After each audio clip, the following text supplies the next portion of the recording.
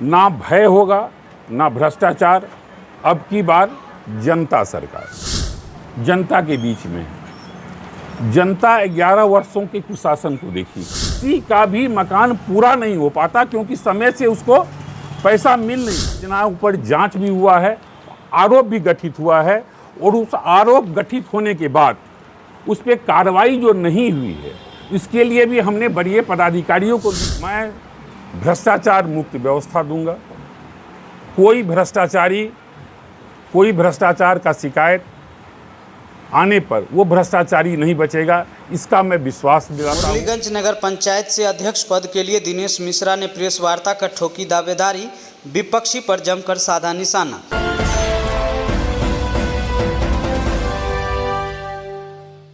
मधेपुरा जिले के मुरलीगंज नगर पंचायत से अध्यक्ष पद के लिए अपनी दावेदारी पेश करने के लिए आज निज आवास मुरलीगंज में निवर्तमान पार्षद दिनेश मिश्रा ने प्रेस वार्ता आयोजित की।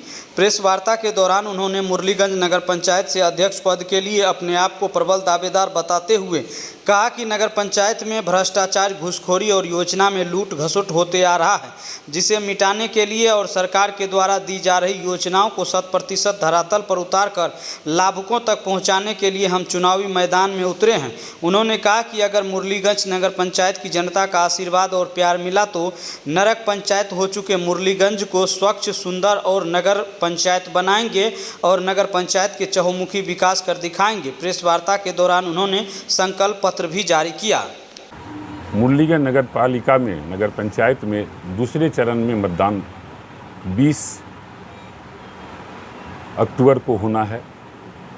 मैं आज आप समूह के माध्यम से मुख्य पार्षद हेतु मुरलीगंज नगर पंचायत से अपनी दावेदारी को पेश कर रहा हूं और मैं एक संकल्प पत्र आप समूह के बीच लेके आया हूं।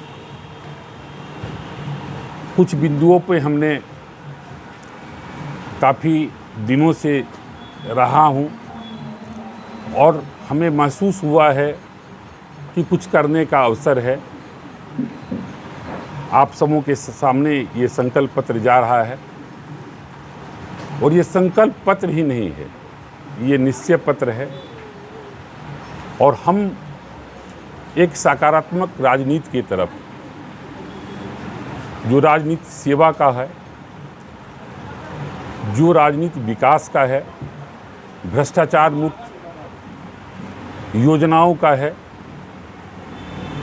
एक अच्छे माहौल में हम सब जो रहेंगे, उसके लिए मेरा एक खाका, एक प्रारूप, ये संकल्प पत्र है।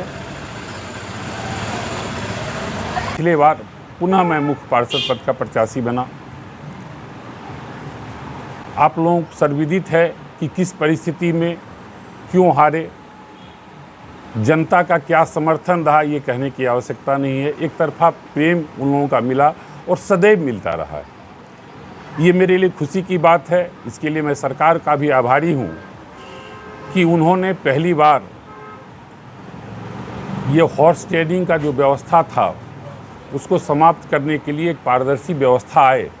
इसके लिए जनता को सीधे अवसर दिया गया कि आप अपने प्रतिनिधि को, जिसको आप चुनना चाहते हैं, उसको आप चुनिए और सब अपनी अपनी बातों को लेके जाएंगे। पहले ये होता था कि हम लोग एक पार्षद को चुनते थे और पार्षद को मुख्य पार्षद और उप मुख्य पार्षद को चुनना होता था। ये तो मेरे लिए खुशी की बात है और आम जो मतदाता हैं उनके लिए भी, जिसको वो वोट करेंगे, जिस व्यवस्था में वो जाएंगे, उस व्यवस्था का चुनाव होगा। वो ऐसा नहीं कि हम वोट किसी व्यक्ति के लिए दिए और वहाँ जो पार्षद था वो किसी और व्यक्ति को वोट कर दिया। हम आप पे जिस विश्वास के लिए गए, वो विश्वास आप वहाँ नहीं दिखा के आप अपने विश्वास को बदल लिए। जिस वजह से बदले हों, जिस दबाव में बदले हों या जिस परिस्थिति में बदलते हों, ये तो समय के साथ आप लोगों को भी पता है। नगर पंचायत में आप भी लंबे समय से रहे हैं, जनता के द्वारा सेवा करने का मौका भी मिला, तो क्या इस बार मुद्दा रहेगा कि आप लोग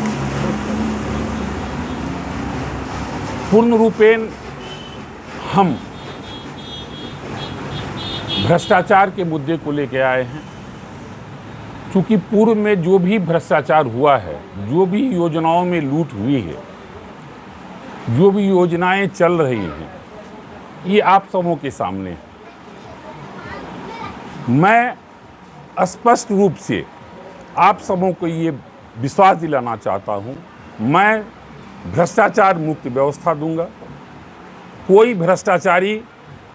कोई भ्रष्टाचार का शिकायत आने पर वो भ्रष्टाचारी नहीं बचेगा, इसका मैं विश्वास दिलाता हूँ।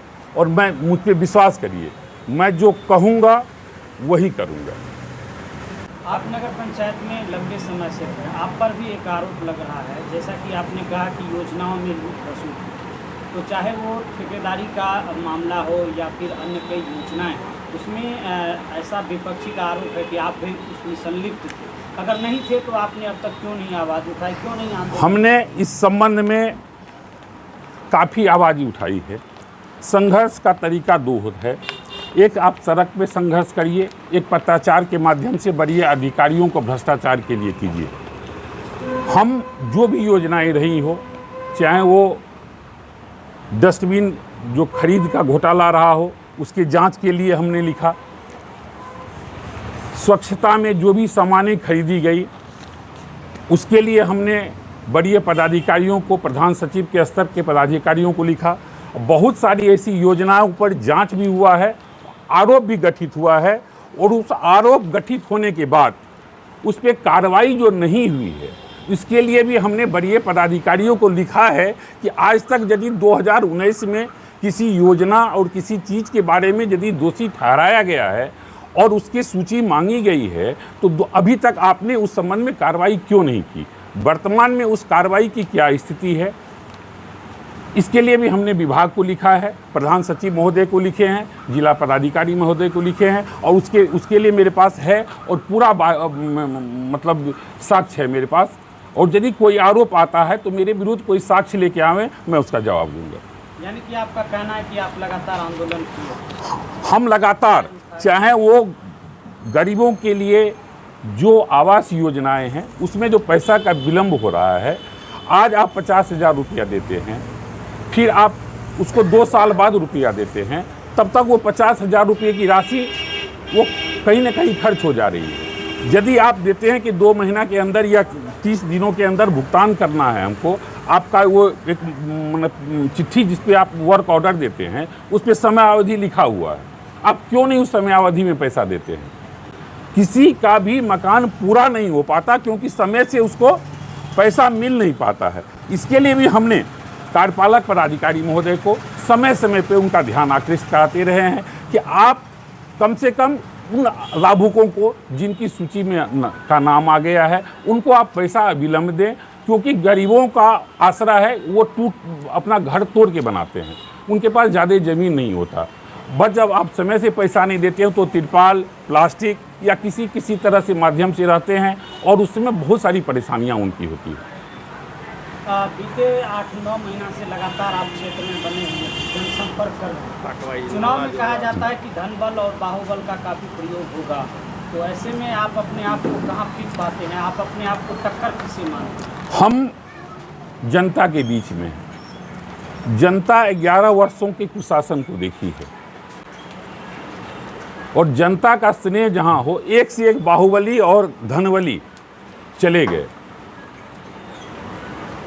और जनता का जो चोट होता है, जो वोट का चोट होता है, उससे बड़ा कोई बाहुबली और कोई चोट नहीं होता। जनता से बड़ा बाहुबली कोई नहीं होता और हम उसी बाहुबली के सामने हैं।